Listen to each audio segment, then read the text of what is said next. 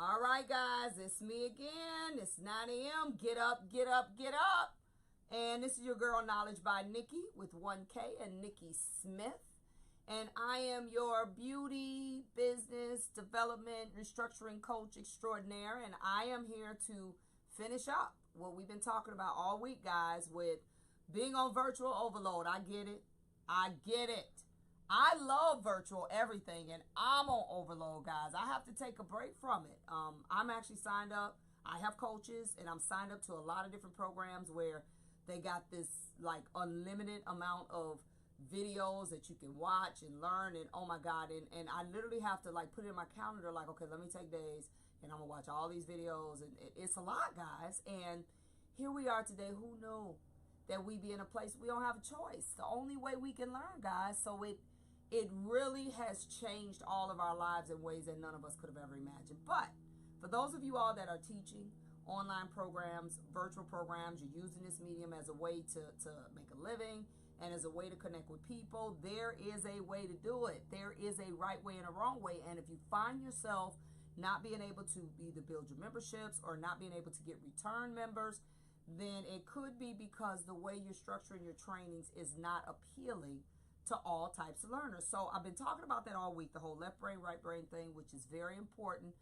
What dominant side of our brain we use literally shapes the way we learn. It does. And so if we're not taking that into consideration, because when we open our trainings up to virtual everybody or virtually everybody, that means we don't really know how these people learn. We don't know what their learning style is. So we have to make a conscious effort to incorporate different elements of what right brain learners or thinkers, we call them, and left brain thinkers actually need in order to get what they need from your training if you want to build a community. Okay, let's talk about, we've talked about all the other ones. I think we've gotten up to 6.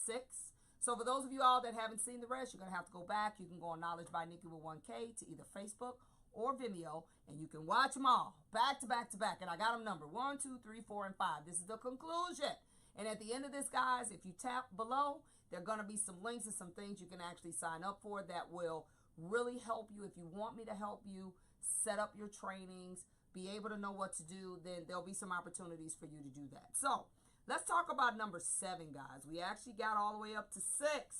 Let's talk about 7. This is right brain learners. This is the creative, artistic, intuitive, emotionally connected. They need to feel your energy. That's why they're struggling so much right now, because there's not a lot of in-person or human connection. So it's really a struggle right now for a right brain learner. But if you're doing a training, you have to include detailed online video demos.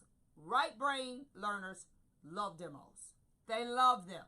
If you can come up with something that's got some demos of whatever it is that you're doing, if it's another person that's doing the demo, or if it's you that's doing the demo, or even if the demo isn't necessarily part of the training, but it's something they can download and watch later, they love it, guys.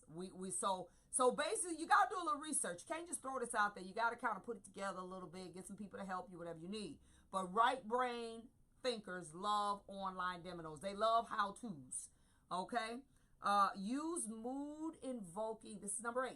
Use mood invoking color schemes, guys.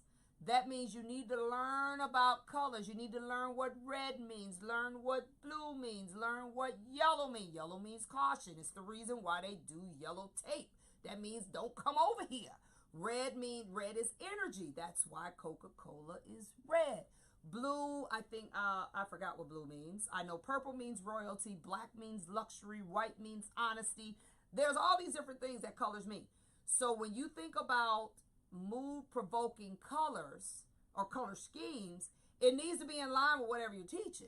Whatever you're teaching, the color, the background color, the colors that come out, if it's any flash in it or if it's anything moving in it, those colors need to be in line with what provokes a certain feeling. And if you read a little bit about color branding and what colors mean, that's all you got to do is read it. You'll know what to do. And last but not least, you have to add thought-provoking images. Let me tell you what a thought-provoking image is. right brain thinkers really like abstracts or things that say something without actually saying them.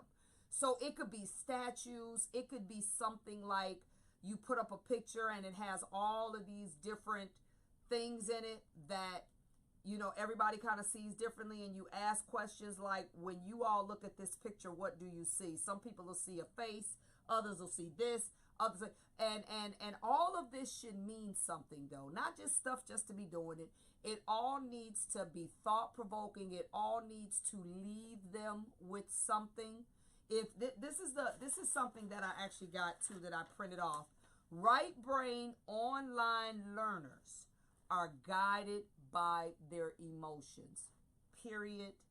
End of story.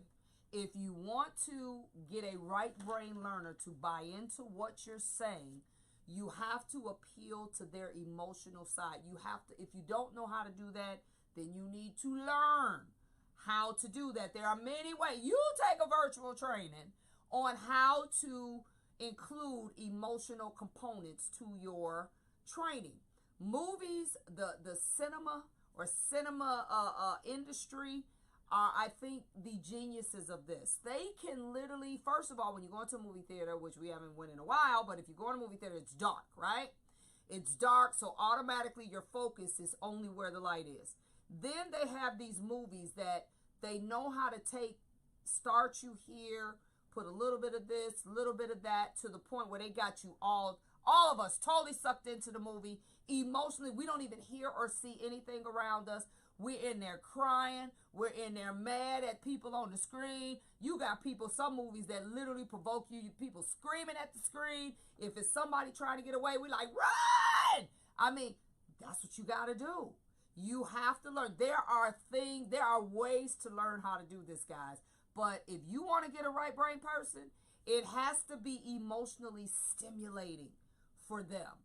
And you have to learn your audience, learn who you're teaching, and learn what is it that stimulates them. What is it? What is it that moves them? What is it that they have a soft spot for, so to speak? So along with also including these things, you have to also know your tribe. You have to know the group that you're marketing to. No one that does virtual trainings is necessarily trying to capture everyone, but even within your tribe, my tribe is salon owners or people that are in charge in the beauty industry. They're the leaders, they're the owners, they're the investors, they're all of these people that actually make the decisions. So I've had to learn. Now, they're right and left brain thinkers, but I've had to learn what stimulates them, what actually has them emotionally intertwined when I'm trying to get them to think a certain way or do a certain thing. What is it that I need to do or say or have?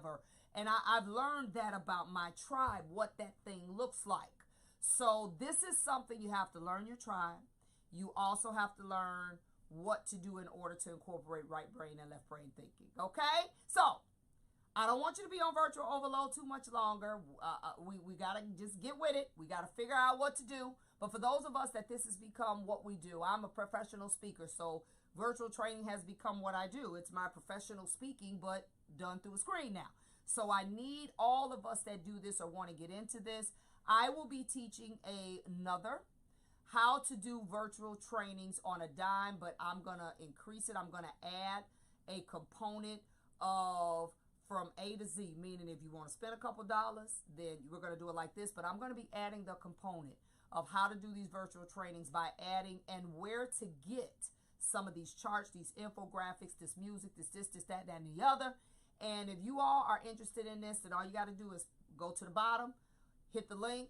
It'll say you're interested. It'll route your information to me, and then I'll be able to send you everything to get you signed up. So I've enjoyed teaching this whole left brain, right brain thing, but I just want us to just understand that virtual living is what we do now. It's the way we're going to probably even continue to operate even once we do go back to in-person learning, because it's cheaper, it's easier, you can actually captivate more people at one time, and if you do it right, it is extremely effective. So this is your girl Nikki Smith with Knowledge by Nikki with 1K, and check me out on all of my pages, LinkedIn,